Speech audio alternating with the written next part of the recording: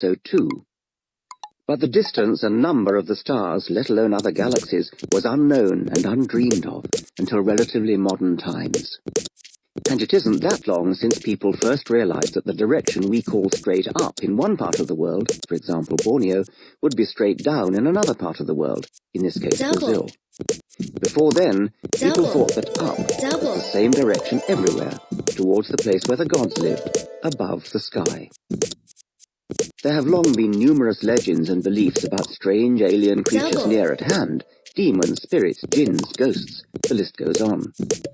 But in this chapter, when I ask, are we alone, I'm going to mean, are there alien life forms on other worlds elsewhere in the universe? As I said, myths about aliens in this sense are rare among primitive tribes.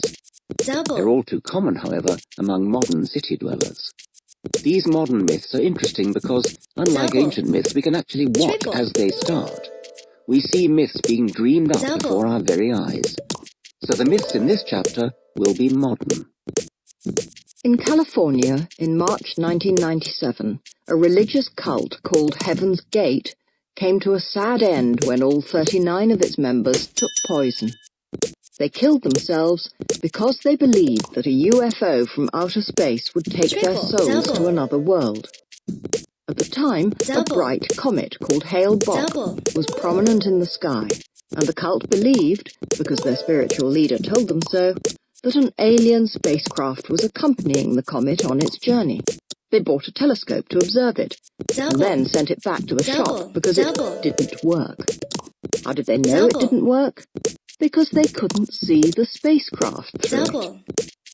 Did the cult leader, a man called Marshall Applewhite, believe the nonsense he taught his followers? Well, probably he did, because he was one of those who took the poison, so it looks as though he was sincere. Many cult leaders are in the business only so they can take possession of their female followers, but Marshall Applewhite was one of several cult members who had earlier had themselves castrated, so perhaps sex was not uppermost in his mind. One thing most such people seem to have in common is a love of science fiction. The members of the Heaven's Gate cult were obsessed with Star Trek. Of course, there's no shortage of science fiction stories about aliens from other planets, but most of us know that's just what they are. Fiction, imagined, invented stories, not accounts of things that actually happened.